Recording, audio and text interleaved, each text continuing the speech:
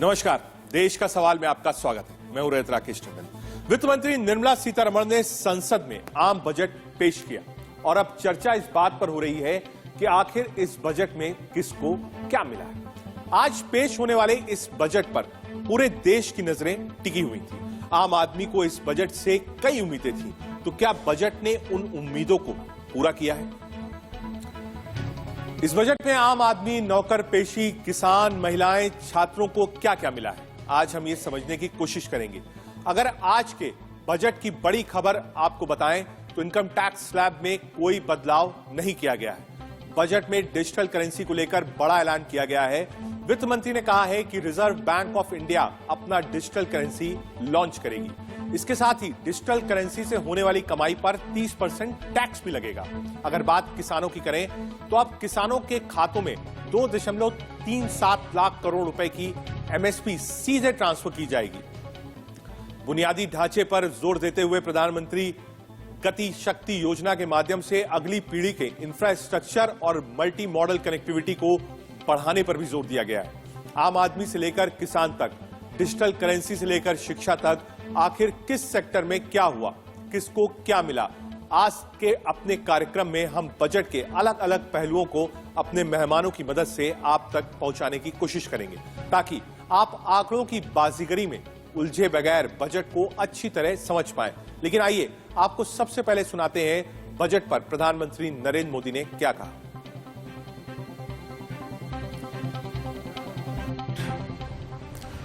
अर्थव्यवस्था को मजबूती देने के साथ ही सामान्य मानवी के लिए अनेक नए अवसर बनाएगा। ये बजट मोर इंफ्रास्ट्रक्चर, मोर इन्वेस्टमेंट, मोर ग्रोथ और मोर जॉब्स की नई संभावनाओं से भरा हुआ है। और एक नया क्षेत्र और खुला है और वो है ग्रीन जॉब्स का। ये बजट तत्कालीन आवश्यकताओं का भी समाधान करता है और देश के युवाओं के उज्जवल भविष्य को भी सुनिश्चित करता है। ये पिछले कुछ घंटों से देख रहा हूं जिस प्रकार से इस बजट का हर क्षेत्र में स्वागत हुआ है। सामान्य मानवी की जो सकारात्मक प्रतिक्रिया आई है, उसने जनता जनार्दन की सेवा का हमारा उत्साह अनेक गुना बढ़ा दिया है। बजट में टैक्स को लेकर आम आदमी को कोई राहत नहीं मिली। इनकम टैक्स स्लैब में कोई बदलाव नहीं किया गया है। बजट में आम आदमी की क्या मिला, इस पर चर्चा शुरू करें। इससे पहले आइए आपको सुनाते हैं वित्त मंत्री निर्मला सीतारमण ने इस मुद्दे पर क्या कहा। टैक्स इंक्रीज नहीं किया, वो बात मैं दोहराना चाहती हूं। लास्ट ईयर भी, इस साल भी एक भी पैसा टैक्स के द्वारा मैंने एडिशनली कमाने के लिए कोई कोशिश नहीं की। पिछले बार प्रधानमंत्री जी का आदेश था कि डेफिसिट कितने भी क्यों ना हो, पैंडेमिक के समय जनता के ऊपर टैक्स का बोझ डालना नहीं, वही इंस्ट्रक्शन इस बार भी। इसीलिए हमने टैक्स के द्वारा कोई पैसा कमा करके पैंडेमिक के समय जो डिमांड्स एंड चैलेंजेस है हमारे ऊपर, उसको कोई उससे राहत ढूंढने का अटेम्प्ट भी नहीं किया। टैक्स इंक्रीज नहीं हुआ। क्या ये डिबेटेबल इशू है? क्या इसको लेकर चर्चा शुरू हो गई है? इसको समझने के लिए अपने पैनल की तरफ चलते हैं। हमारे साथ गुरु प्रकाश जी हैं, प्रवक्ता भारतीय जनता पार्टी की ओर से, डॉक्टर अंशुल अभिजीत हैं, प्रवक्ता कांग्रेस पार्टी की ओर से, संदीप भटनागर हैं, अर्थशास्त्री, रुचिका भगत हैं, टैक्स एक्सपर्ट, भूपेन्द्र सिंह राठौर हैं, बिजनेस एनालिस्ट, सुनील शाह साहब हैं, शेयर बाजार एक्सपर्ट, आलोक मेहता सर हैं, एडिटोरियल डायरेक्टर आईटीवी के। आप सबका बहुत बहुत स्वागत है। आलोक सर, आपसे ही शुरू करेंगे। लंबा चौड़ा एक भाषण, निर्मला सीतारमण ने बजट भी पेश किया। कोविड काल अभी भी है, हो सकता है नंबर्स नीचे गए हों, लेकिन इसको भी अभी पैंडेमिक खत्म नहीं हुआ है। 5 राज्यों में चुनाव भी हैं। कैसे देखते हैं इस बजट को? देखिए रजत जी, ये सही है, शहरी क्षेत्रों के लिए जितना लोग उम्मीद कर रहे थे, खास करके जो महामारी में प्रभावित हैं, और हेल्थ सेक्टर के लिए भी कुछ स्पष्ट भाषण में, माने ये ठीक है कि इंफ्रास्ट्रक्चर में जब खर्च होगा तो अस्पतालों में भी कुछ फायदा मिले, दूसरी जगह नए नए सुविधाएं मिले। लेकिन एक बड़ी बात यही है कि गांव के लिए घर बनाने के लिए मान लीजिए 80 लाख घर बनाएंगे तो वो ऐसी राहत की आगे आने वाले समय के लिए, या लोगों को पीने का पानी मिलेगा, तो कॉमन मैन जो गांव में है या किसानों के लिए कुछ ऑर्गेनिक खेती या दूसरी चीजों की सुविधाएं जो दी जा रही हैं, आप उसको कह सकते हैं कि इसमें कुछ लाभ है। वरना देखा जाए तो रजत जी पिछले कुछ वर्षों में, केवल महामारी के नहीं, धीरे धीरे आधुनिक अर्थव्यवस्था में साल में कितनी बार परिवर्तन होता है। अभी तो जीएसटी में यदि जो दबाव यदि बनाया जाए तो जीएसटी में उसके रेट्स को वगैरह को ठीक करने से भी टैक्स में राहत मिल सकती है। या आगे कुछ यदि पेट्रोल के दाम अमेरिका की वजह से या अभी यूक्रेन का जो झगड़ा है वो हो तो पेट्रोल के दाम बढ़ जाएंगे तो सारी महंगाई फिर बढ़ जाएगी। इस दृष्टि से इस बजट में, जैसा अभी प्रधानमंत्री या निर्मला सीतारमण जी कह रही थी, एक बात जरूर गड़बड़ लगती है कि जो लोग बचत, जो कमाई करके यदि बैंक में पैसा डाला है, हाँ, उनको तो राहत दे सकते थे। जो लोग उस पर निर्भर करते हैं उसके ब्याज से, उनका ब्याज लगातार कम होता गया है। तो ये जो डिमांड है जो प्रैक्टिकल थी, टैक्स न लेना, देखिए टोटल 22 लाख करोड़ में से लगभग केवल जैसे कहना चाहिए कि 5.5 करोड़ जो लाख जो है वो income tax, personal income tax का है।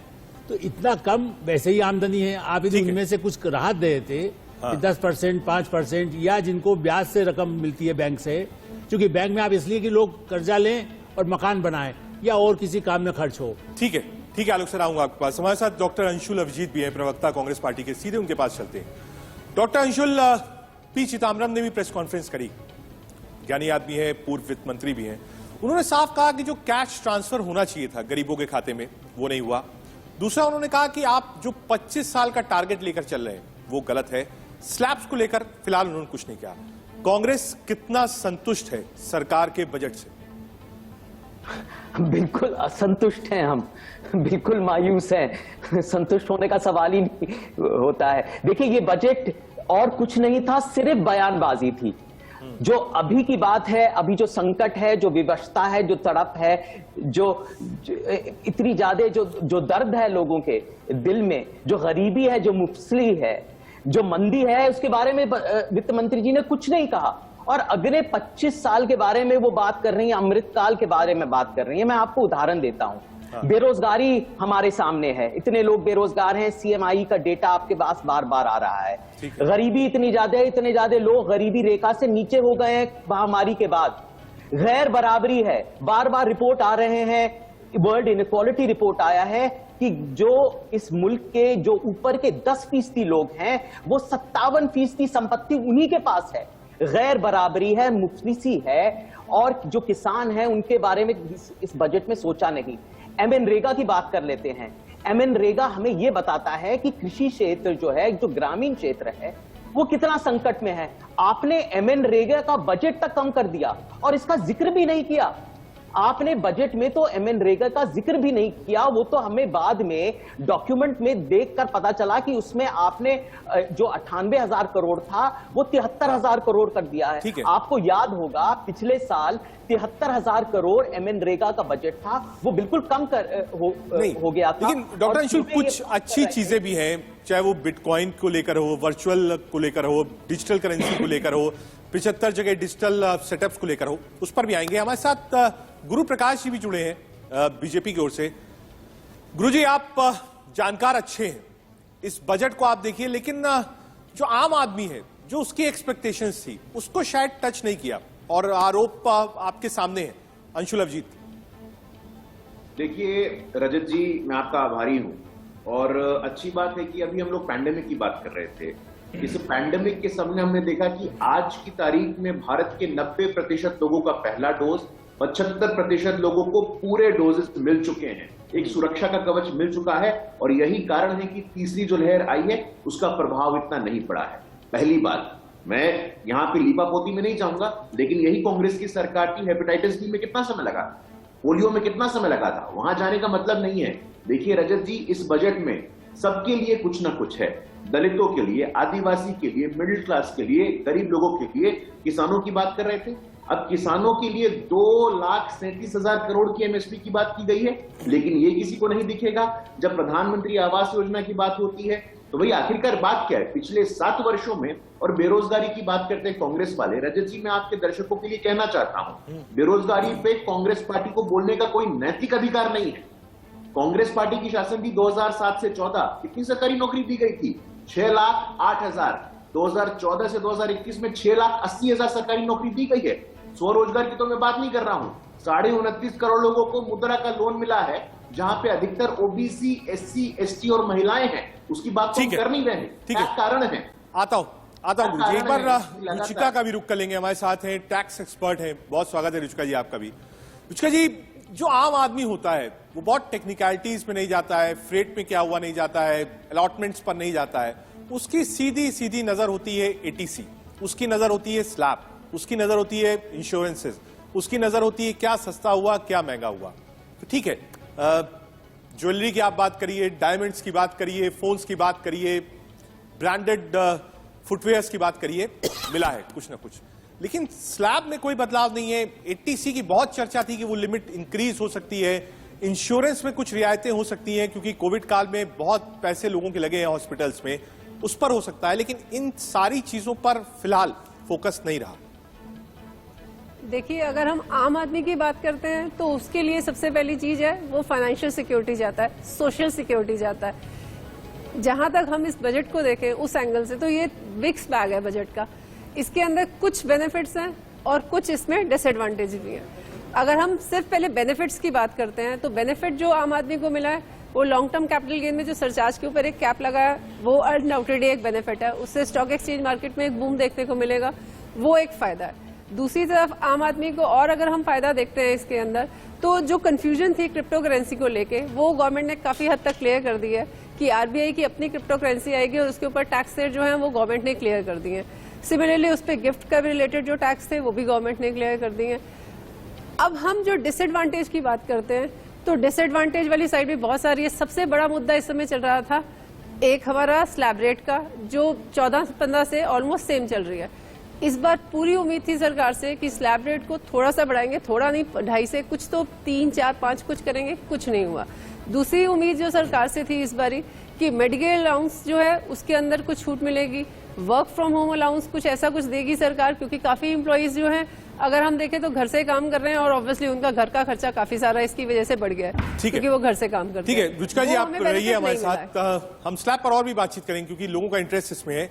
उससे पहले आपको बताते हैं बजट में किसानों को लेकर वित्त मंत्री निर्मला सीतारमण ने क्या कहा और क्या क्या ऐलान किए। पहले आपको सुनवाते हैं निर्मला जी ने किसानों को लेकर क्या कहा। Procurement of wheat in Rabi 21-22 and the estimated procurement of paddy in Kharif 21-22 will cover 1,208 lakh metric tons of wheat and paddy from 163 lakh farmers and 2.37 lakh crores will be the direct payment of MSP value to their accounts. Chemical-free natural farming will be promoted throughout the country with a focus on farmers' lands in 5-kilometer wide corridors along the river Ganga at the first stage. 2023 has been announced as the International Year of Millets. Support will be provided for post-harvest value addition, enhancing domestic consumption, and for branding millet products nationally and internationally. To reduce our dependence on import of oil seeds, a rationalized and comprehensive scheme to increase domestic production of oil seeds will be implemented. For delivery of digital and high-tech services to farmers, with involvement of public sector research and extension institutions. ठीक है, वापस आता हूं गुरु प्रकाश जी आपके पास। गुरु प्रकाश जी, 25 साल की एक planning बताई उन्होंने कि साहब ये 25 साल की प्लानिंग वाला बजट है। साथ ही साथ उन्होंने महाभारत के कुछ अंश भी अपने बजट में निर्मला जी ने सुनाया और कहा कि मैं बहुत विस्तृत नहीं सुना रही, उसका जो मीनिंग था सिर्फ उसको बताया। विपक्ष कह रहा है कि साहब आम आदमी के हाथ खाली है, एमएसपी की जो गारंटी थी वो आपने नहीं दी, हालांकि आपने कहा है कि भाई डायरेक्ट कैश ट्रांसफर होगा। साथ ही साथ कहा और आरोप ये लग रहा है कि भाई डायमंड्स के लिए आपने कर दिया, सरचार्ज आपने कम कर दिया, कुछ तो मिडिल क्लास के लिए भी होना चाहिए था। देखिए, मिडिल क्लास के लिए अब जब हम कह रहे हैं कि हमारे देश में 1.5 लाख पोस्ट ऑफिस है, उन 1.5 लाख पोस्ट ऑफिस को अगर हम लोग कोर बैंकिंग सिस्टम के अंतर्गत लाएंगे तो इससे सीनियर सिटीजन को लाभ नहीं होगा क्या? इससे गांव में रहने वाले लोगों को लाभ नहीं होगा क्या? देखिए, ये तो विपक्ष एक नैरेटिव चलाता है, लेकिन जानबूझ करके। और हमने लगातार देखा है, किसानों की बात करिए तो किसान ड्रोन्स की बात कर रही है, आधुनिकीकरण की बात कर रही है, इंटरलिंकिंग ऑफ रिवर्स की बात कर रही है। आज जब हम सुन रहे थे बिटकॉइंस को भी या फिर क्रिप्टो करेंसी को भी आरबीआई एक लीगल टेंडर मानेगा, तो फॉरवर्ड लुकिंग बजट है, भविष्य में देखता हुआ बजट है, भविष्योन्मुखी बजट है। इसीलिए जब हम अमृतकाल की बात करते हैं, हमारी प्रमुख चुनौतियां तो जरूर हैं, उन चुनौतियों को एड्रेस करने के साथ साथ भविष्य में आने वाली समस्याओं का हम समाधान कैसे निकालेंगे और 2047 का भारत कैसा होगा। अगर आप देखेंगे जिन 7 स्तंभों पे, गति शक्ति की बात हो, डेवलपमेंट की बात हो, प्रोडक्टिविटी एनहांसमेंट की बात हो, एनर्जी ट्रांजिशन की बात हो, क्लाइमेट एक्शन की बात हो, फाइनेंसिंग ऑफ इन्वेस्टमेंट की बात हो, तो एक पूरा ठोस विजन रखा गया है, एक स्ट्रेटजी रखी हुई है। अगर हमने कहा है कि 9.2% लगभग 9.25% का ग्रोथ होगा, तो ये हवा में बात नहीं कही गई है। ऐसा वर्ल्ड बैंक ने भी कहा था, ऐसा IMF ने भी कहा था। आज हमारे देश में इतनी क्षमता है और इस क्षमता के बल पे हम 9.2% का ग्रोथ रेट अचीव करने वाले हैं। ठीक है, एक बार इसका रिएक्शन ले लेते हैं डॉक्टर अंशुल अवजी से। Doctor Anshul, long term planning वाला है और डिजिटल बजट है, गुरु प्रकाश जी कह रहे हैं।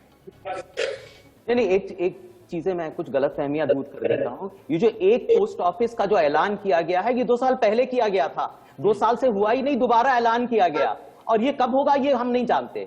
और एक बार और कह देता हूं कि ये जो वन टेलीविजन वाला जो एक और प्रोग्राम है डिजिटाइजेशन का, एजुकेशन का, ये भी पहले इसकी चर्चा हो चुकी थी, लेकिन अभी तक ये हुआ नहीं। देखिए, यही तो प्लानिंग की बात है, जो आप कहते हैं वो करते नहीं। कहते तो ये बजट एक विजन डॉक्यूमेंट होता है, मैं मानता हूं, कहते भविष्य की बात करते हैं, हमारे मुस्तकबिल की बात करते हैं, वो हमें सब समझ आता है। लेकिन अगर आपके कुछ आउटलेज हैं, बजट एस्टिमेट्स हैं, अगर आपको उसको इंप्लीमेंट नहीं करेंगे तो ये बस खोखली बात होगी ना। इसलिए बार बार हम कह रहे हैं ये बयानबाजी है, एक्चुअल जो स्टेटमेंट्स आने ये पता नहीं। देखिए, एक और चीज मैं जल्दी से कहता हूं कि यहाँ 2 तरह के भारत है। एक जो क्रिप्टो करेंसी में इन्वेस्ट करते हैं, उनके बारे में तो आपने सोच लिया, लेकिन दूसरा भारत जो M&A की मांग कर रहा है, जो क्रिप्टो करेंसी में इन्वेस्ट नहीं कर रहा, उसकी बारे में आप क्या सोचेंगे? जो असंगठित क्षेत्र है, वो जो 90% हमारी जो श्रम बल है, जो एम्प्लॉयड है, उसके बारे में आप कैसे नहीं सोचेंगे तो देश तरक्की नहीं करेगा। तो असंगठित क्षेत्र के बारे में आपके पास डेटा नहीं है, आपने वहां इन्वेस्ट किया, इसलिए उधर बेहद से ज्यादा बेरोजगारी है, वहां पर मंदी है और वहां पर खाने को नहीं मिल रहा है। आप डायरेक्ट इन्वेस्टमेंट नहीं कर रहे हैं, डायरेक्ट बेनिफिट ट्रांसफर नहीं कर रहे हैं, मॉनेटरी पॉलिसी लगे हुए पॉलिसी नहीं आप जानते हैं, आप कर नहीं रहे हैं। आप इस तरह से एक भूल भुलैया क्रिएट कर रहे हैं कर्ज की, इसी में लोग फंसे रहे हैं और तरक्की होनी। आप $5 ट्रिलियन का सपना दिखा रहे हैं, वो कहां से आएगा भैया? मुझे मजाक आती है ये सब। ठीक है, हमारे साथ संजीव सराफ साहब भी जुड़ गए हैं, ज्वाइंट MD है बैंक ऑफ बड़ौदा के। बहुत स्वागत है आपका सराफ साहब। संजीव जी, जो बैंकिंग सेक्टर था, हालांकि डिमोनेटाइजेशन के बाद जो एक पैसा होना चाहिए था वो बैंकों में वापस आया, लेकिन अब बात हो रही है डिजिटल सेक्टर की और कहा गया है कि 75 जगह इसका सेटअप भी किया जाएगा। साथ ही साथ RBI डिजिटल करेंसी भी लेके आएगी। 2 बड़ी चीजें आज के बजट में। संजीव जी, देखिए, पहले मैं ये बताना चाहूंगा कि विपक्ष भी ये कह रहा है कि ये बयानबाजी है, लेकिन बजट जो होता है फ्यूचरिस्टिक ही होता है, अगले साल के लिए होता है। लेकिन ये बजट 25 सालों के लिए है, आगे 25 साल के लिए, क्योंकि जो पिछले बजट में बात कही गई थी उसको कंटिन्यू रखा गया है, कंसिस्टेंट रखा गया है। इन्वेस्टर्स ये देखता है कि कौन सा देश कंसिस्टेंट अप्रोच है, हर साल अपना रवैया नहीं बदलता है। भारत का ये बजट, इसीलिए हम कह रहे हैं फ्यूचर रेडी है, क्योंकि जो बातें हमने कही थी हम करेंगे, हम कंटिन्यू कर रहे हैं। नई पॉलिसीज या नई कोई गाइडलाइंस उसके लिए नहीं लाया था। इसलिए उस संदर्भ में एक मजबूत भविष्य के लिए ये बजट है। रहा बैंकिंग का सवाल आपका, तो मैं कहूंगा कि पहली बात कि जनता को ये पता होना चाहिए कि क्रिप्टो करेंसी और RBI डिजिटल करेंसी में बहुत फर्क है। जब क्रिप्टो करेंसी होता है वो ब्लॉकचेन के द्वारा मैं नाम नहीं लेना चाहता हूँ ब्रांड्स के जो क्रिप्टो करेंसी में आते हैं, वो एक डिसेंट्रलाइज्ड मैकेनिज्म यानी कि विकेंद्रित होते हैं, जबकि आरबीआई का जो करेंसी है डिजिटल वो केंद्रित होगा, आरबीआई से कंट्रोल होगा, वो कैश के अलावा एक और डिजिटल करेंसी होगा जो सेफ और सिक्योर मैकेनिज्म होगा। उसमें इतना उतार चढ़ाव नहीं होगा जो क्रिप्टो करेंसी में होता है, जो लोग देखते हैं और समझते हैं। ठीक है, इसको समझना जरूरी है, यही मैं कहना चाहता हूं। ठीक है सराफ साहब, 30 सेकंड रुकिए आप हमारे साथ।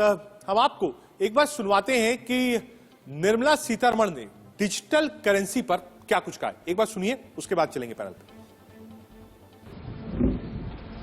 Scheme for taxation of virtual digital assets. There has been a phenomenal increase in transaction in virtual digital assets. The magnitude and frequency of these transactions have made it imperative to provide for a specific tax regime. Accordingly, for the taxation of virtual digital assets, I propose to provide that any income from transfer of any virtual digital asset shall be taxed at the rate of 30%, 30%. No deduction in respect of any expenditure or allowance shall be allowed while computing such income except cost of acquisition. Further, loss from transfer of virtual digital asset cannot be set off against any other income. Further, in order to capture the transaction details, I also propose to provide for TDS on payment made in relation to transfer of virtual. ठीक है, हमारे साथ सराफ साहब हैं, joint director MD हैं bank of Baroda के। सराफ साहब, जो निर्मला जी ने फ्लोर ऑफ द हाउस कहा वो सुनाया, जो डिजिटलाइजेशन है भारत की करेंसी के ऊपर और 75 सेंटर्स सेट करने, इसका भविष्य भारत में कैसे देखते हैं आप? डिजिटल जो इनिशिएटिव्स होते हैं वो एफिशिएंसी को इंक्रीज करते हैं। आज आपने देखा कि एक बहुत बड़ा एक और ऐलान हुआ कि सारे के सारे बिल्स जो गवर्नमेंट ने, पहले ई टेंडरिंग के बारे में आप जानते थे, जो कि जिस तरह से सफाई हो गया सिचुएशन का, अब अगर डिजिटल सिग्नेचर के द्वारा बिल्स भी जनरेट होंगे तो आप समझ सकते हैं कि कितनी बड़ी एफिशिएंसी पूरे सिस्टम में आ जाएगी। ये आप देखिए कि वर्ल्ड में, विश्व में जो भी जितने भी टेक्नोलॉजी कंपनीज हैं वो आज इसलिए ग्रो कर पा रहे हैं कि वो डिजिटल इनिशिएटिव, चाहे सरकार के द्वारा, चाहे कंपनियों के द्वारा, चाहे इंडिविजुअल लेवल पे आप और हम भी डिजिटल इनिशिएटिव्स के द्वारा ही बातचीत कर रहे हैं। और हम देख रहे हैं कि हर सेंटर्स में जितना भी डिजिटल इनिशिएटिव, पैसे देने में, पैसे लेने में, हमारे फिनटेक सिस्टम में, हमारे बैंकिंग सिस्टम में जो एफिशिएंसी आई है वो डिजिटल इनिशिएटिव्स के द्वारा ही आएगी। और मैं समझता हूं भारत बहुत स्ट्रांग है क्योंकि हमारा डिजिटल प्लेटफॉर्म भी स्ट्रांग है और हमारा बैकबोन भी स्ट्रांग। ठीक है, एक बार भूपेंद्र सिंह राठौर साहब भी हमारे साथ हैं, उनके पास चलते हैं। राठौर साहब, पोस्ट ऑफिसेस का भी इस्तेमाल किया जाएगा, अब उसको भी रोटेशन में लाया जाएगा, सेक्टर से जोड़ा जाएगा, कैसे देखते हैं आप? नमस्कार सभी पैनलिस्ट को एंड सारे दर्शकों को। पोस्ट ऑफिस वगैरह जो है आम आदमी को जोड़ता है, गांव के लोगों को जोड़ता है, और आज भी गांव का किसान या फिर व्यापारी कई पोस्ट ऑफिस का इस्तेमाल करते हैं। तो पोस्ट ऑफिस से जुड़ने के कारण डेफिनेटली एक गरीब तबके के लोगों को या बिलो पॉवर्टी लाइन के लोग जो हैं उनको बहुत ज्यादा बूस्ट मिलेगा। एंड मुझे लगता है कि सारे रुझान आ रहे हैं इस बजट की तरफ, सारे कॉर्पोरेट हेड से जितने भी बिजनेस टाइकून्स हैं या बिजनेस लीडर्स हैं, I think this is overall a very very positive step and it's gonna help lot of people. हम में से हर किसी को ये बहुत हेल्प करेगा, क्योंकि देखिए पेंडेमिक के बावजूद भी काफी सारी पॉजिटिव चीजें इस बजट में समझ के आई है, जैसे कि इंफ्रास्ट्रक्चर पे काफी अच्छा इन्वेस्टमेंट है, कवच के अंडर 25,000 किलोमीटर की सड़कें निर्माण हो रही है, और जैसे चाइना का पूरा डेवलपमेंट हुआ उसमें सबसे पहले इंफ्रास्ट्रक्चर बहुत डेवलप हुआ, और इंफ्रास्ट्रक्चर डेवलप होने के बाद इकोनॉमी बहुत ज्यादा बूस्ट होती है। So I think overall post office scheme से लेके बिजनेसमैन के लिए जो इस बजट में लाया गया, that is going to be definitely a lot of help. ठीक है, एक बार संदीप भटनागर जी के पास चलते हैं। संदीप भटनागर जी भी हमारे साथ हैं। संदीप जी, आज निर्मला जी ने इस बात को भी जोर दिया कि जो स्टेशंस हैं वो उस पे एक प्रोडक्ट के साथ उसकी ब्रांडिंग की जाएगी, जो गंगा का तट है उसको भी जोड़ा जाएगा। यानी जो किसान है का एमएसपी ट्रांसफर भी डायरेक्ट की जाएगी। किसानों को भी एक टच एंड गो वाली रणनीति इस सरकार ने इस बजट में अपनाई है। संदीप, नमस्कार, बहुत बहुत धन्यवाद हमें मुझे यहाँ आमंत्रित करने के लिए। तो किसानों के लिए गवर्नमेंट का स्पेशल रुझान इस साल हमें देखने को मिलेगा। ऐसा हमने इस बजट में देखा ही है, काफ़ी चीज़ें टेक्नोलॉजी के थ्रू वो आगे लेके आ रहे हैं।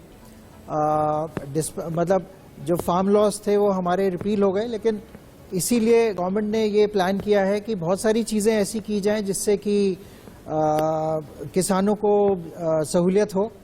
जैसे कि ये इंटरनेशनल ईयर ऑफ मिलेट्स है, तो मिलेट्स के ऊपर भी उन्होंने काफ़ी उसको बूस्ट करने के लिए प्लान किया है। एक बड़ा अच्छा कंसेप्ट मैं बताना चाहूँगा कि जो एक ड्रोन टेक्नोलॉजी किसानों के लिए लेके आ रही है सरकार, उसका ऐलान भी किया है। हाँ जी, तो उसमें उन्होंने ये कहा है कि हम ड्रोन किसान लेके आएंगे और उससे हम सर्वेलेंस करेंगे कि हमारी जो उपज हो रही है वो अच्छी हो रही है, नहीं हो रही है, या उसके अंदर क्या इम्प्रूवमेंट करने का स्कोप है। फिर उसके अंदर हमें ये भी पता लग जाएगा कि हमारी कितनी प्रोडक्शन एग्जैक्टली होगी, और फिर उसके जरिए से हम जो पेस्टिसाइड्स हैं वो भी हम किसानों के लिए प्रोवाइड कराएंगे। ऊपर से ही स्प्रिंकलिंग उनकी हो जाएगी ताकि उनको उसका कोई दुष्प्रभाव ना हो। फिर एक और उन्होंने बड़ा अच्छा मूवमेंट उन्होंने लिया है कि केमिकल फ्री फर्टिलाइजर्स हम यूज करेंगे, क्योंकि हम लोग जो कंज्यूम कर रहे हैं वो काफी चीजें कंज्यूम कर रहे हैं जिसमें केमिकल्स हैं, ठीक है, जो कि हमारे स्वास्थ्य के लिए अच्छे नहीं है। ऑर्गेनिक खेती की बात भी उन्होंने कही अपने बजट भाषण में। जी, तो ये जीएसटी का जो आप कह सकते हैं जो फिगर्स है वो अब तक की हाईएस्ट है, पहली बात। दूसरी बात, स्टेट्स की जो पोटली है उसमें भी जो आय दी गई है वो बढ़ा कर दी गई है। क्या कुछ है उस पर भी समझेंगे विशेषज्ञों से और राजनीतिक राय लेंगे, लेकिन एक नजर इस वक्त की हेडलाइंस पर। हमारी अर्थव्यवस्था की तबीयत बिल्कुल ठीक है, वो पटरी पे वापस आ गई है इन आंकड़ों को लेकर। लेकिन ये बिल्कुल गलत है, क्योंकि मैं ये कहना चाहता हूं कि जो हमारा जो असंगठित क्षेत्र है, जो एमएसएमईज हैं, वहां पर सबसे ज्यादा जरूरत है, वो संकट में है। और उसमें वहां से तो डेटा भी नहीं आ रहा आपके पास, आपका डेटा कलेक्शन भी नहीं है। आपका डेटा कलेक्शन जो शेयर बाजार है, बम्पर शेयर बाजार चल रहा है, सब लोग जानते हैं। वो इसलिए क्योंकि ग्लोबल लिक्विडिटी है वहां पर। अब यूएस फेड अगर इंटरेस्ट रेट बढ़ा देगी तो वहां से पैसे भी कम हो जाएंगे। आपको रुकूंगा, अपने पैनलिस्ट को रुकूंगा। निर्मला सीतारमण कुछ कह रही हैं, सीधे सुनाते हैं आप। You know, a reduction in what they have. On the contrary, it's definitely much, much more than what has been given to them through the finance commission. Can I do a quick follow-up? You know, you talked about how this should catalyze, the public investment should catalyze private investment. But we do know for the last more than 10 years, this has not been happening. So do you think this is the turning point where India Inc. will rediscover its mojo? I think so, and I can already see signals in that direction, because I think there are many other compulsion points, if I can use that expression. There are other reasons why India Inc. will have to come forward. We are leading from the front. We are spending, no doubt. We want to have private investment crowding in, but it's also a time where world over there's a lot of churning happening in the way manufacturing sector or service sector has formulated its business. Business models are changing. There's a lot of artificial intelligence coming in. Robotics is taking up. Of course, in a country like India where demographic dividend exists, and also because you have a reasonable number of good graduates, trained manpower, which can be upskilled also, there has to be a good blend of robotics, artificial intelligence, and also looking at employing people. So this is the time when industry, be it in manufacturing or services, there should be a reset, and I think industry seized of it. ठीक है, एक बार वापस अपने panel पर चलते हैं, गुरु प्रकाश जी के पास चलते हैं। गुरु प्रकाश जी, डॉक्टर अंशुल, उन्होंने कहा साहब आंकड़े अच्छे हो सकते हैं लेकिन जमीन पर हकीकत ठीक नहीं है। दूसरा, कई लोग थे पार्लियामेंट में, वो ये कह रहे थे कि जो जीएसटी में उनको रोल बैक स्टेट्स को पैसा मिलना चाहिए था, वो अब तक पेंडिंग है, नहीं मिला है। तो अगर आंकड़े जो कह रहे हैं कि आप हाईएस्ट रोल आउट था इस बार जनवरी में, तो वो पैसे वापस क्यों नहीं मिले स्टेट्स को? गुरुजी। रजत जी, पहले तो मैं कांग्रेस के सम्मानित प्रवक्ता का जवाब दे दूं। हाँ। अब मुझे आज भी याद आता है कि 2013 में इनके वरिष्ठ नेता राहुल गांधी जी ने क्या कहा था, poverty is a state of mind, गरीबी एक मानसिक स्थिति है। ये कहकर आपने देश के गरीबों का अपमान किया था, गरीबों के स्वाभिमान के साथ मजाक किया था। आज जब इस फॉरवर्ड लुकिंग बजट में, इस भविष्योन्मुखी बजट में हम प्रधानमंत्री आवास योजना की बात कर रहे हैं, 48,000 करोड़ की अलग से व्यवस्था की गई है, हर घर नल योजना की बात कर रहे हैं, हर घर को पीने का पानी मिले, हर घर को शौचालय मिले, तो आपको इससे, अगर आपने ये किया होता, मुझे यही तो देख के दुख होता है कि अगर आपने ये बुनियादी काम किए होते अपने 56 वर्षों के शासनकाल में, तो शायद ये स्थिति नहीं आती। जब गरीबों के बैंक के खाते खोलने की बात हुई थी, 44 करोड़ बैंक के खाते खोले गए थे, और आज गति शक्ति के माध्यम से, ड्रोन्स के माध्यम से क्लाइमेट के लिए सॉवरेन ग्रीन बॉन्ड लाया गया है, तब आपको समस्या हो रही है। किसानों के लिए 2.5 लाख करोड़ की व्यवस्था की गई है एमएसपी के लिए। मैं आपसे पूछना चाहता हूं रजत जी, कांग्रेस के सामने कृषि बजट का आकार क्या था? 23,000 करोड़। 23,000 करोड़ का तो इनका पूरा कृषि बजट हुआ करता था। आज 2,40,000 के लिए एमएसपी देने के हमने सुनिश्चित किया है। अनुसूचित जाति हो, अनुसूचित जनजाति हो, युवा हो, महिला हो, श्रम हो, हम सब के लिए इस बजट में कुछ ना कुछ है। ठीक है अंशुल, आरोप आप पर है, मुझे लगता है आपको खुद स्वयं जवाब देना चाहिए। अंशुल। नहीं, मैं ज्यादा वक्त नहीं लूंगा। मैं बस इतना कहूंगा कि जो कांग्रेस ने किया या नहीं किया, इतिहास गवाह है। अगर वो मनरेगा लाया, तो जिसने प्रधानमंत्री ने सदन के पटल में जिसका मजाक उड़ाया और कहने लगे कि ये तो कांग्रेस की विफलताओं का जीता जाता स्मारक है, ये उनके शब्द हैं, तो वो देखिए क्या हो रहा है, वो आज ही लोगों को काम आ रहा है। अगर हमने 14 करोड़ लोगों को गरीबी रेखा से ऊपर हम लेके आए, तो वो फिर कांग्रेस की वो उपलब्धि थी, वो उनकी सफलता थी। अगर हमने इनको तोहफे में अगर 8% जीडीपी दिया, उनको गिरा करके उन्होंने 4% कर दिया, उसके बाद 7.3 कर दिया, तो फिर ये देखिए, अब जवाब तो इनको देना होगा ना। देखिए, कांग्रेस की बात छोड़ देते हैं, सरकार इनकी है, 5-7 साल से ये आए हैं, जो होना है इनको करना है। मैं एक बात जरूर इतना ही कहूंगा कि जो एमएसएमई है, यहां पर अगर आप उनकी मदद नहीं करेंगे, एमएसएमईज को, ये जो इतने जो गरीब लोग हैं जो इस क्षेत्र में जो उलझे हुए हैं, उनके अगर आप सीधी सहायता नहीं करेंगे तो फिर कुछ नहीं होगा। देखिए, सबसे ज्यादा परेशानी यह है कि मांग नहीं है, इसलिए उत्पादन नहीं हो रहा है। जब तक उत्पादन नहीं होगा, कैपेसिटी यूटिलाइजेशन नहीं होगा, वो फैक्ट्रियां चलेंगी नहीं, रोजगार नहीं मिलेगा। तो आपको मांग बढ़ाना है। मांग तभी बढ़ सकता है कर्ज से नहीं, आपको सीधा पैसा देना होगा, आपको सहायता करनी होगी। डायरेक्ट बेनिफिट ट्रांसफर आपको एमएससीज को करना ही होगा। ये आप कर नहीं रहे हैं, कर्ज की खुराक आप देते जा रहे हैं, तो ये फायदा नहीं कर रहा है। ठीक है, एक बार जवाब गुरुजी से ले लें, उसके बाद वापस पैनल पर चलेंगे और समझेंगे और क्या कुछ हो सकता है। ये जो टैक्स आया है, कई चीजें ऐसी हैं जो थोड़ा वक्त लगता है समझने में, कई चीजें छिपी होती है, वो छिपी हुई चीजें क्या है ये भी आपको बताएंगे। एक बार जवाब ले लें गुरुजी। नहीं, देखिए, अब ये तो दूध का दूध, पानी का पानी हो गया है। हाथ कंगन को आरसी क्या, पढ़े लिखे को फारसी क्या। जब जनवरी में 1,40,000 करोड़ के जीएसटी कलेक्शन की बात होती है, और इनके नेता अभी भी यही कहते हैं कि गरीबी एक मानसिक स्थिति है, poverty is a state of mind. आप एमएसएमई की बात करते हैं, जब मुद्रा के माध्यम से 29.5 करोड़ लोगों ने लोन लिया है, और आपकी जानकारी के लिए मैं बताना चाहता हूं, उसमें 60% हमारी माताएं बहनें हैं। क्या कारण है? अगर हमारा बजट इतना लोकप्रिय नहीं होता तो 2014 हो, 2017 हो, 2019 हो, लगातार भारत की जनता हमें जनादेश के माध्यम से आशीर्वाद दे रही है। आप ग्रोथ की बात करते हैं, आपके समय में ग्रोथ 9.2% कभी था, 9 क्रॉस किया था। हम देखेंगे आने वाले वर्षों में डबल डिजिट ग्रोथ को हम पाने वाले हैं, और भविष्य उन्मुखी बात के साथ हम इसका रोड मैप और स्ट्रेटजी बनाने वाले हैं। ठीक है, कुछ बुनियादी ढांचे पर भी बातचीत कर लेते हैं। वंदे भारत ट्रेन की बात हुई है, साथ ही साथ इंफ्रास्ट्रक्चर की बात हुई है। एक बार चलते हैं भूपेंद्र सिंह राठौर जी के पास। भूपेंद्र सिंह जी, इंफ्रास्ट्रक्चर पर बहुत जोर है, कनेक्टिविटी पर बहुत जोर है, साथ ही साथ यह भी कहा गया है इस पूरे बजट में कि आने वाला जो समय रहेगा उसमें एक लॉन्ग टर्म प्लानिंग के साथ इंफ्रास्ट्रक्चर को डेवलप किया जाएगा, ट्रेन्स को डेवलप किया जाएगा। साथ ही साथ जो विनिवेश था उसको लेकर भी निर्मला सीतारमण ने कई सारे एग्जाम्पल्स फ्लोर पर दिए। भूपेंद्र जी। जी, मैं यहाँ ये कहना चाहूंगा कि देखिए, लॉन्ग टर्म अगर प्लानिंग नहीं है, मैं उम्मीद करता हूँ कि जैसे निर्मला सीतारमण जी ने कहा कि 25 साल के आगे की सोच को रखते हुए ये बजट बनाया गया है। अगर ये उसी सोच पे आधारित है और उसी के हिसाब से इंप्लीमेंट हो तो it is going to really be one of the best, क्योंकि लॉन्ग टर्म विजन के साथ ही देश को बदला जा सकता है, लॉन्ग टर्म विजन के साथ ही समाज को बदला जा सकता है।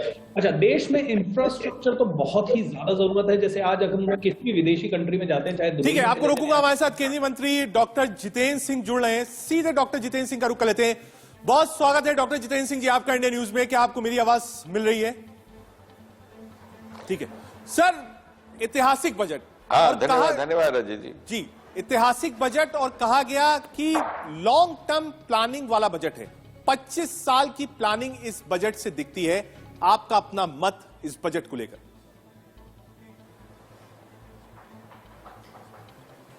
नहीं, जैसे ही आपने अपने आरंभिक वाक्य में कहा, मैं उसी बात को आगे बढ़ाऊंगा कि 75वें साल में आजादी के आने वाला ये बजट अगले 25 साल की रूपरेखा तय करने वाला है। India at 75 to India at 100, और आने वाले वर्षों में भारत का भविष्य में सबसे अधिक प्रमुख भूमिका रहेगी उसकी अर्थव्यवस्था की, और साइंस टेक्नोलॉजी की, जो अर्थव्यवस्था के साथ बड़ी नजदीक से संबंधित रहेगी। और आपने देखा होगा कि हर सेक्टर में आज साइंस टेक्नोलॉजी इनोवेशन झलकती थी, जिसके साथ मेरे मंत्रालयों का सीधा सीधा संबंध भी है। भले ही किसान को ड्रोनर्स की ड्रोन्स की बात की गई, भले ही ड्रोन स्टार्टअप्स की बात की गई, भले ही डिजिटल बैंकिंग की बात की गई, डिजिटल रुपये की बात की गई, डिजिटल एजुकेशन की बात की गई।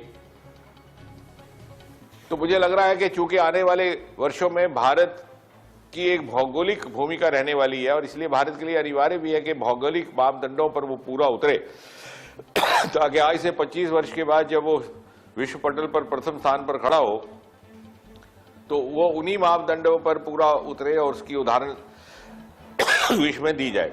इसके साथ ही साथ पिछले 2 वर्षों में आपने ये भी देखा कि जिस प्रकार से सारे विश्व को ये शंका थी कि भारत की अर्थव्यवस्था डगमगा जाएगी, 135 करोड़ का ये देश क्या पता इस आपदा का सामना कर भी पाएगा कि नहीं, उस अर्थव्यवस्था को जिस प्रकार से संभाल करके चलाने का एक सफल प्रयास हुआ है, वो अपने में एक उदाहरण है। और उसी को आगे बढ़ाने का काम प्रधानमंत्री मोदी के निर्देश में ये किया गया है। छोटी छोटी चीजें हैं जिन पर ध्यान देने का प्रयास हुआ है। उदाहरण के तौर पर हमारा एक पृथ्वी विज्ञान का मंत्रालय है। हाँ। अक्सर उसका खबरों में कभी जिक्र नहीं होता, बहुत ज्यादा उसकी चर्चा नहीं होती, बहुत से लोगों को मालूम भी नहीं है कि इस तरह का कोई मंत्रालय है। उसके लिए भी इस बजट में लगभग 2600 करोड़ रुपया निर्धारित किया गया, और उससे पहले 4000 करोड़ रुपया उसी मंत्रालय के डीप सी मिशन को दिया गया था। वो इसलिए कि एक विजन है फ्यूचरिस्टिक प्रधानमंत्री की, जिसके तहत उनको ये समझ में आ रहा है कि आने वाले समय में भारत की अर्थव्यवस्था के लिए भारत की जो ओशन रिसोर्सेज है, समुद्र में छिपी हुई हमारी जो इतनी संपत्ति है जिसका आज तक कभी किसी ने एक्सप्लोर नहीं किया, वो हमारे काम आने वाली। इतना हमारा कोस्टल एरिया है 7000 करोड़ का। तो मुझे लग रहा है कि आने वाले समय को देख करके किस प्रकार अर्थव्यवस्था में प्रथम श्रेणी पे भारत एक अपनी भूमिका अदा कर से, क्लीन एनर्जी की बात की गई है, लो कार्बन डेवलपमेंट स्ट्रेटेजी की बात की गई सर, है। ये वो 3 सारी दिन बातें से लगातार इस बात प्रधानमंत्री की चर्चा थी कि एक महीनों में करते भी रहे, लाल किले से भी हुआ हाइड्रोजन मिशन का। हाँ, तो एक डिजिटल बजट देखने को मिलेगा, पेपरलेस बजट होगा, डिजिटल बजट होगा। आज भी जब निर्मला जी आई हाउस में तो उनके पास एक डिजिटल आईपैड था, आज वो पेपर्स नहीं थे। उन्होंने उसी आईपैड को देखकर उस बजट को पढ़ा। साथ ही साथ 75 सेंटर्स डिजिटल बैंकिंग के लिए, डिजिटल करेंसी की बात, एक नए युग की शुरुआत भारत में, डिजिटल करेंसी। बहुत बढ़िया बात आपने कही।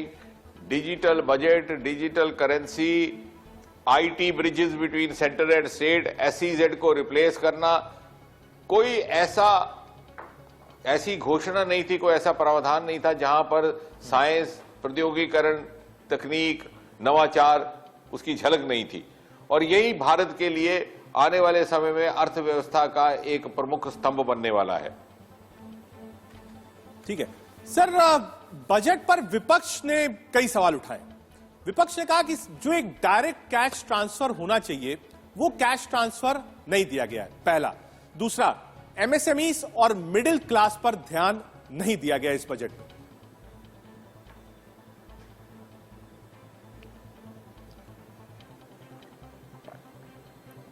रजय जी, दो भाग हैं इसके।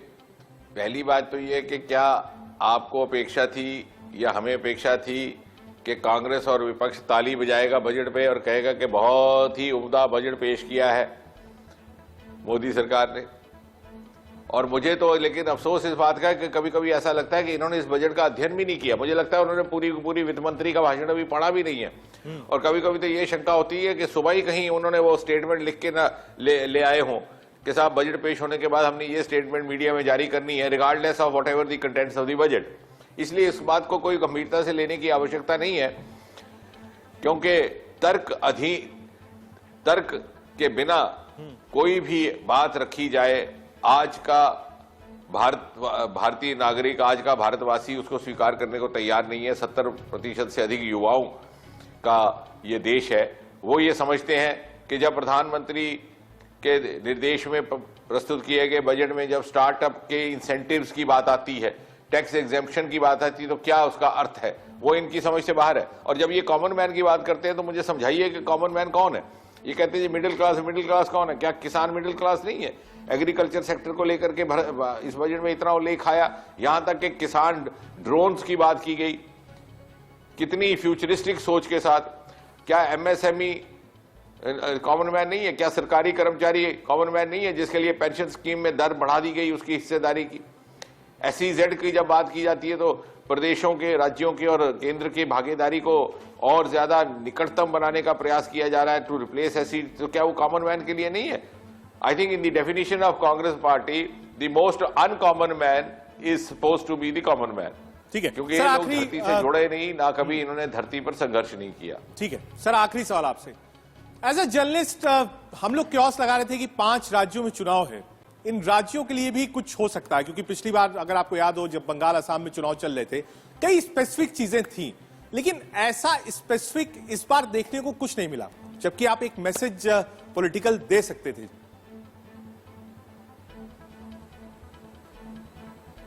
यही तो तारीफ के काबिल बात है कि प्रधानमंत्री मोदी ने इस देश में एक नई राजनीतिक संस्कृति को जन्म देने का प्रयास किया है।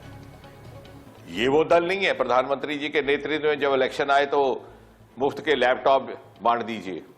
अगर ऐसा करना है, लोगों को ठग करके वोट लेना है, तो वो हमारी ना नीयत है ना नीति है।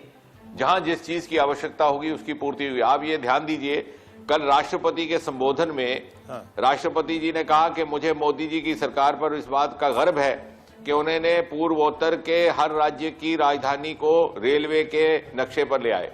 और आज इस बजट में आपने देखा कि प्रधानमंत्री जी के ही हस्तक्षेप से एक नई स्कीम पूर्वोत्तर के विकास के लिए पूर्वोत्तर माला के नाम से आज उसकी घोषणा की गई है। वरना गुजरे जमाने में तो जब इलेक्शनें भी हुआ करती थी और इतने साल कांग्रेस का राज रहा, आधी शताब्दी से ज्यादा, पूर्वोत्तर की तरफ किसी ने नजर नहीं की, क्योंकि उन्हें लगता था कि वोट तो सारा सेंट्रल इंडिया में, मध्य भारत में, मध्य प्रदेश में मिलेगा, उत्तर प्रदेश में मिलेगा, बिहार में मिलेगा, पूर्वोत्तर से क्या मिलेगा। लेकिन ऐसा इस प्रकार की राजनीति को बदलने का प्रयास मोदी जी के द्वारा किया है और उसका अनुमोदन भारत की जनता ने किया है। तभी बार बार वो मोदी जी का समर्थन कर रहे हैं, क्योंकि भारत का जैसा कहा जाता है कि statesman addresses the next generation, तो मोदी जी ने एक स्टेट्समैन की तरह अगली पीढ़ी को संबोधित किया है, ना कि अगली इलेक्शन को। ठीक है सर, एक तरफ जीडीपी नंबर्स 8.5 to 9 यानी वर्ल्ड में जो ये नंबर्स हैं वो हाईएस्ट नंबर होंगे, यानी अमेरिका और रूस और चीन से भी ऊपर होंगे। दूसरी तरफ सर मोनेटाइजेशन, एयर इंडिया हो, LIC हो, KL भूषण स्टील्स हो, एक आरोप यह भी है कि एक तरफ जीडीपी नंबर्स बढ़ने की बात हो रही है, GST रोल आउट सबसे ज्यादा आ रहा है, और दूसरी तरफ मोनेटाइजेशन की जो पॉलिसी है उसमें जो सरकारी संस्था है उसमें विनिवेश बहुत ज्यादा हो रहा है।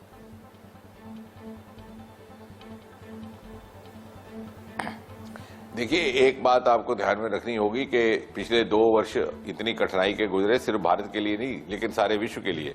उसके बावजूद भी भारत ने जिस तरह से अपनी अर्थव्यवस्था को संभाला है उसका उदाहरण आज देश भर में दिया जा रहा है, विश्व भर में दिया जा रहा है। और उसके बावजूद भी आज कैपिटल एक्सपेंडिचर 34-35% बढ़ाने का साहस करना, ये तभी संभव हो सकता है जब एक निष्ठा शक्ति हो, इच्छा शक्ति हो। तो मुझे लगता है कि ये बातें धीरे धीरे उन लोगों की समझ में आएंगी जो गंभीरता से इस बजट का अध्ययन करने का प्रयास करेंगे। ठीक है, बहुत शुक्रिया सर आपका, आपने अपना कीमती वक्त दिया और बजट पर हमसे चर्चा करी। Doctor Jitendra Singh, minister PMO और नॉर्थ ईस्ट हमारे साथ थे और उन्होंने बताया कि विशेषताएं क्या है। वापस अपने पैनल की तरफ चलेंगे, लेकिन उससे पहले एक छोटा सा ब्रेक। आप देखते रहिए इंडिया न्यूज।